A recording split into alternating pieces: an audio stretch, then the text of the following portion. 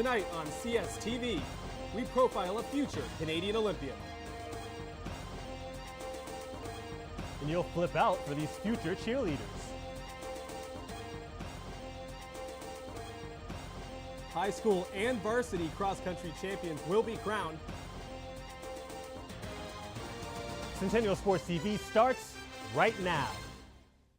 Hello everybody and welcome to Centennial Sports TV's Swan Song for 2013. I'm Justin Cuthbert. And I'm Anson Henry, and what better way to kick off the show than to leap and dive right into it.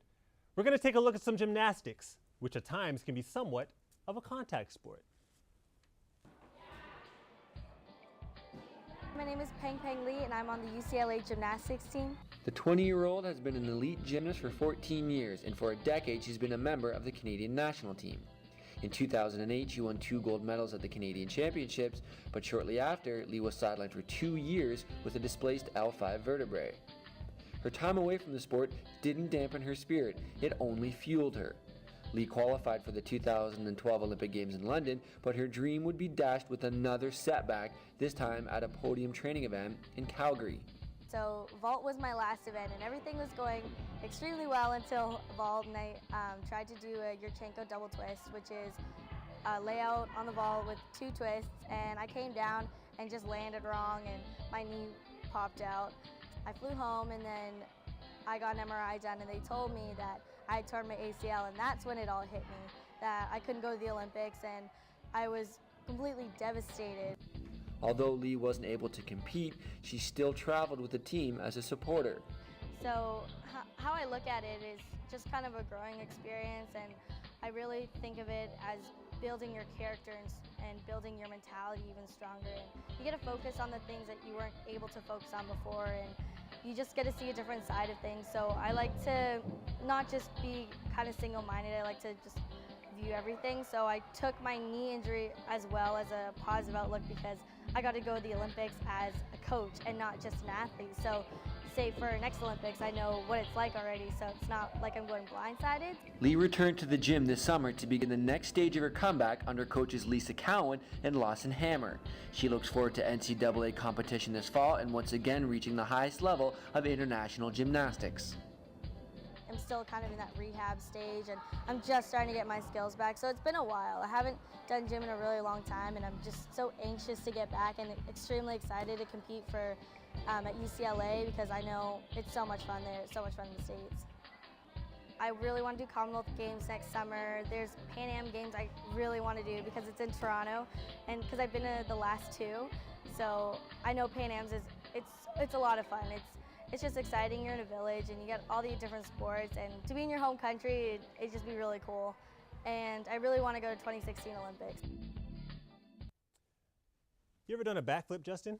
No, never. Yeah, me neither. Well, I've done half a backflip. Half a backflip? Well, picture what happens halfway through the backflip. That's the way it ended for me. So backflips aren't necessarily for me, so I got a lot of respect for gymnasts. From a future Canadian Olympian to a Canadian bronze medalist. After a 20-year hiatus, Centennial Colts volleyball is once again the talk of Ontario college athletics. 3-time Canadian Olympian and Centennial Hall of Famer John Child has been selected to up the program's rebirth. He led the school to an OCAA championship in 1988 before going on to win a bronze medal at the 1996 Olympics in Atlanta. The Colts will begin play this fall before officially rejoining the league next season.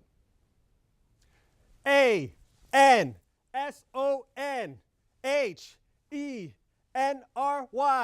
What do you have? No? Tough crowd. I think I'm going to just stay in my lane and not do that. Maybe I should leave the cheerleading up to these young ladies. Cheer athletics. You better see it, 'cause we can achieve it. Beach Cheer Athletics is a cheer club that was founded by best friends Anne-Marie Joyce and Susan McClay this past August.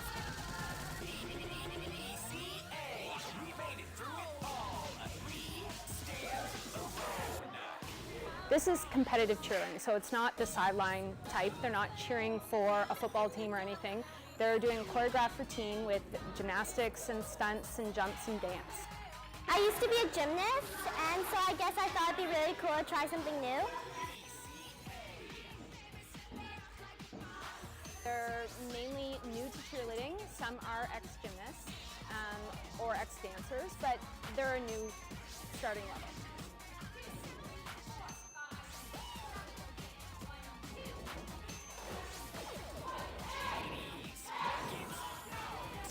This year we really want to keep it fun. We want to take them to competitions so they can enjoy an intro level of competition, and we also want to be part of the beach community. Attending all community events and watching them compete for the first time will be fun.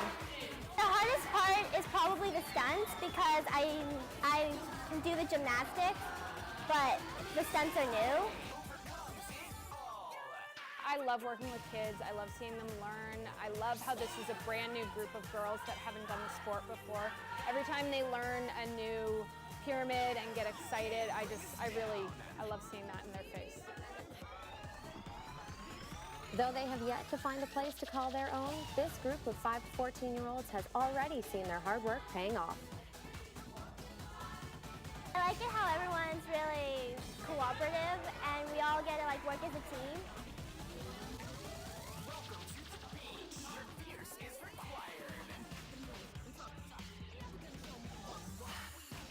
So far, most girls that have come in have fallen in love so quickly. It's a great sport for girls who haven't found a sport yet necessarily.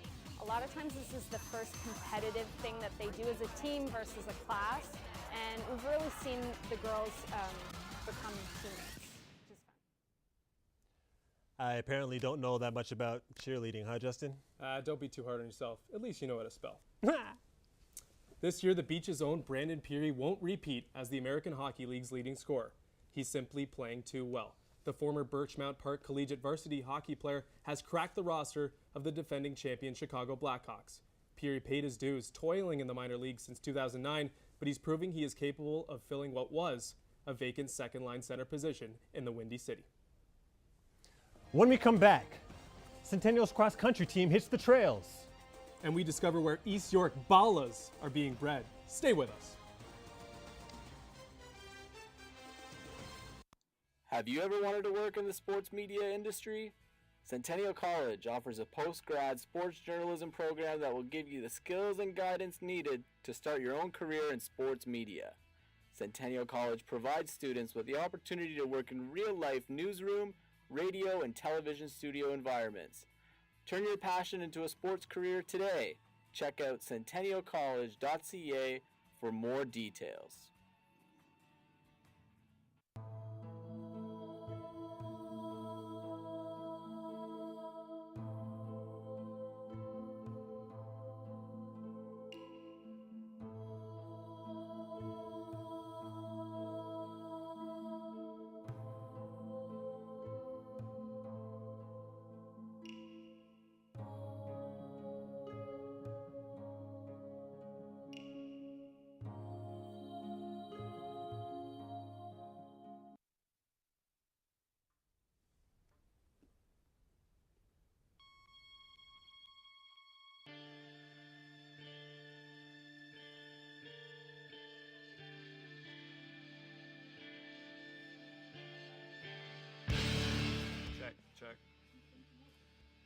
Check. This thing on? Yeah, it's on. Roll the highlights.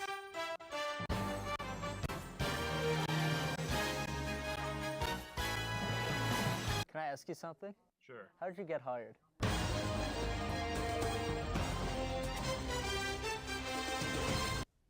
Welcome back to Centennial Sports TV. Justin, what's next on the lineup? Nothing but local sports, Anson. Nothing but. As the temperature dips here in southern Ontario, the cross-country season is just heating up. Let's start with the high schoolers.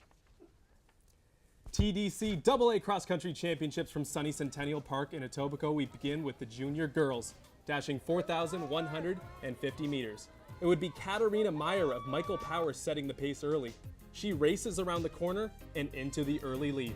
Falling behind early are the girls in white from Notre Dame, located right in the heart of the East York community, but they certainly would not be a factor. Back to the leaders. As they come down the hill, it would be Emily Barber staying right on the heels of Meyer. Joanna Bombers of Notre Dame would pull away from her teammates and finish in 33rd. And while some were looking to set a personal best, others were doing well, whatever that was. But around the final bend, the leaders go, and it would be Barber of Father Redmond overtaking Myers, taking the Junior Girls City Championship with a time of 16:27. And as we move to the midget boys, how about that video editing? Ooh. After the Ninja Turtle clears the track, the grade 9s will run 5,200 meters. And we're focusing on the boys from Neil McNeil High School, and more specifically, this kid, Andrew Alexander, who pulls away from the pack early, while his teammates in black follow closely behind inside the top 10. As they reach the top of the hill, some require some hydration, some jostle for positioning in the middle of the pack, while some will themselves back into the race, and at least one succumbs to the challenging terrain.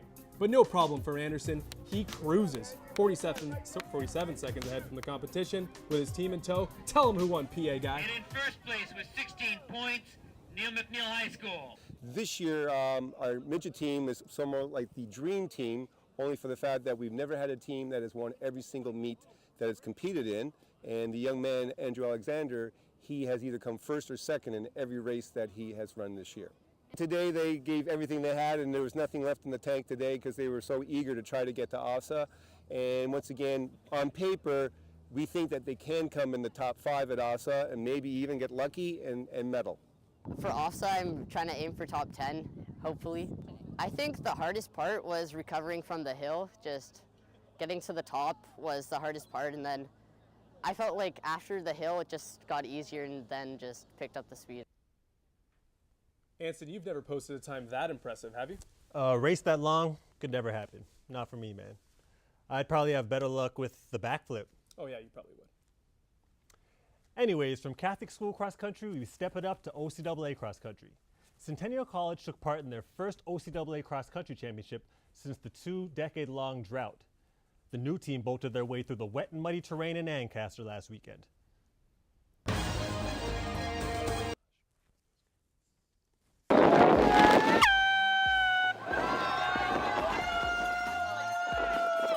I think that's important to know for the whole team. We haven't been training the whole year like everybody else, so we just got together in September. I love doing this kind of stuff, so when he approached me, I said, absolutely, let's do it. You know, some of them had no background in running whatsoever. Most of them had no real competitive background, but they're very competitive individuals, and they're all driven to be better. And that's what I want. I can work with a group if they want to be better, so that's where we started out. I was actually really surprisingly happy with how I did, because there's a lot of hills and the hills are really difficult. I haven't trained for hills, and I was really happy with how I did. It's pretty rainy, and I actually felt that's to my advantage because it slows down some of those fast people. So my goal was to stay with the pack, be injury-free at the end because I still have a few things I want to do, and it got really boggy and mushy in some parts, so it was to try and avoid those from getting nailed down. Everyone here is awesome, very good team, good coach, so having them support you and cheer you on during was awesome. It definitely helped. Yeah. I just believe in team spirit, and I think we have a great team, and all of them did amazingly well, and it's a great team spirit, keeps us all going.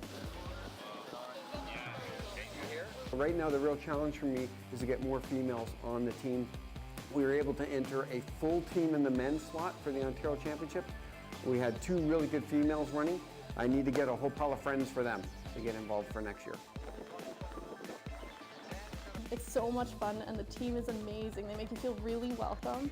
You have a great time, and if you like to do sports or like running, it's a great place to be. And we're not done. This is the last meet of the year, but we are going to have a running group going through the winter into the spring. We're going to enter the group into some competitions, build that, and we're going to welcome other students into that fold and make them part of this so that when we come around next summer, we're going to have a basis for competing. My goal is to at least come top 5 in every race, and become stronger than I am right now. So next year, my goal is that we'll have a stronger presence in more of the meets. We went to 3 this year. I can see us going to about 5 next year if all works out. We get the funding and everyone has the time to do that. And every one of those, Centennial won't be the new kid on the block. Centennial's there to compete as a presence in both the men and women. We mentioned volleyball earlier, and now it's cross country. It really is great to see Centennial on the rise. On the rise, indeed. We've seen that with the men's basketball team. Speaking of basketball, we head to Cosburn Middle School, where our very own Vinilla Raimundo checked out their House League basketball program. The East York Basketball Club holds a league every Saturday at Cosburn Middle School in the East York community. It is for any young basketball player who wants to develop their skills and have fun while doing it. We decided to check in and see what it was all about. So the club is about 8 years old. There were a series of people in the community, Wayne Clutterbuck, Peter Jones, and a number of other folks who just wanted to get a basketball league going. Now we have a full set of house league and rep teams. We have about 200 kids playing on Saturday house league, and we have about another 10 rep teams. Yeah, so the house league is set up to be a non-competitive, fun league. It's the main goal of the house league is to have the kids here on Saturday. We want them to come, learn some basketball, but primarily leave tired and happy. So we're looking to really get kids involved in things. What we try to do is have about half an hour, 3/4 an hour of drills, warm-ups, get the kids going, and then they scrimmage for another 45 minutes or so. The East York Basketball Club is run by many volunteers, including students, parents, and just others in the community who want to lend a helping hand. Oh, House League itself, this is a fun environment. We want the kids to have fun first of all, but learn some fundamentals of basketball. Many of them at this level are going to start playing for their school teams in the elementary and possibly in the high school level. It's strictly for fun. House League is strictly for fun and having an opportunity to just have some time on a basketball court as opposed to staying out on the street. The East York Basketball Club gives the youth a perfect opportunity to develop their skills, be part of a group, and be instructed by coaches who just want to give back to the community. Oh, it is fantastic. Just to see the smiles on the faces of an individual who just learns how to take a layup, for example, and then scores within a game. It's just that excitement, that face just brightening up. And that's the rewarding part of coaching here at this level. And I'll never stop doing something like this. Great stuff. Really is the perfect illustration of the community involvement here at East York. Always good to see stuff like this going on in the community. These volunteers have such a huge impact on these kids' lives. Coming up, we aim for bullseyes. Not real bullseyes, silly. We're talking about darts. And CSTV sits down with a city councilor? Stay with us.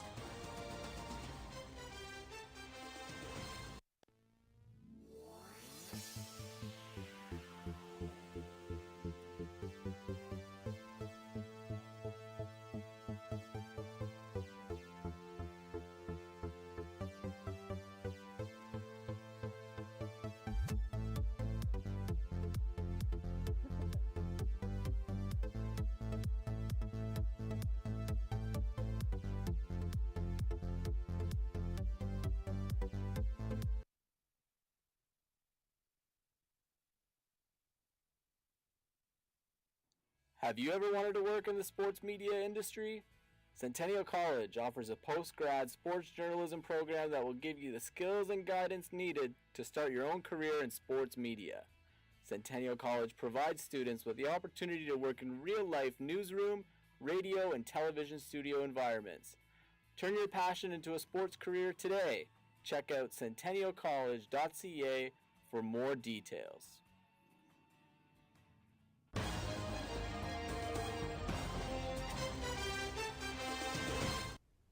Well, Anson, we've reached the final block of the CSTV 2013 calendar. Are you feeling emotional yet?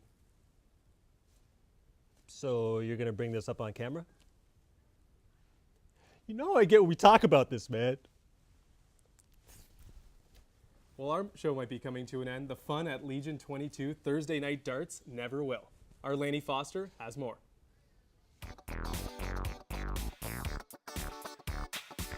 People were friendly. People were nice. I really enjoy what the Legion stands for. The atmosphere here is just great. I'm sure you gentlemen enjoyed yourselves. Yeah. It's always welcoming. We always like to see new faces out here. Always, always, always. Among the most popular events at the Legion are their weekly darts nights. I play here 2-3 times a week in darts. Sometimes a little more. The Dart League, it's great. I mean, you've witnessed this evening. We have all different calibers. We have A shooters, B shooters. We have actually 6 new players this year, so it's really interesting. It's a pickup. Anybody can join. You don't have to be a great shooter. It's just open up to anybody in the community. We do have our community league here on Thursdays, and we have another league on Fridays, and we usually will get 30 to 40 people out a night from the community because we want to welcome the community to the branch. Many of the Legion members play in other leagues, but this is the one that draws them back thanks to its relaxed play and fun atmosphere. We put all the teams together, notify people. It's a fun night out for everybody. So I'll play at other Legions. During the summer, we'll play at other bars. It's all fun, but not as much as here. Oh, we play darts, we play cribbage, we play euchre, we have karaoke on Sunday nights, and we have entertainment every 2 weeks. Darts, there are other levels of darts I play at that are a little more intense. This takes the stress away, and you just play for fun. It's just so much fun. Well, just a regular Friday night for Anson Henry, eh? How'd you know about that? Anyways, I love darts. It's a great sport. Love watching it. They love it in Europe. Make it so exciting. 180! Moving along, the Balmy Beach Rugby Club is apparently producing some stellar talent. Hank McQueen, third-year member of the Balmy Beach squad, is traveling with the Canadian team as a member of Team Canada.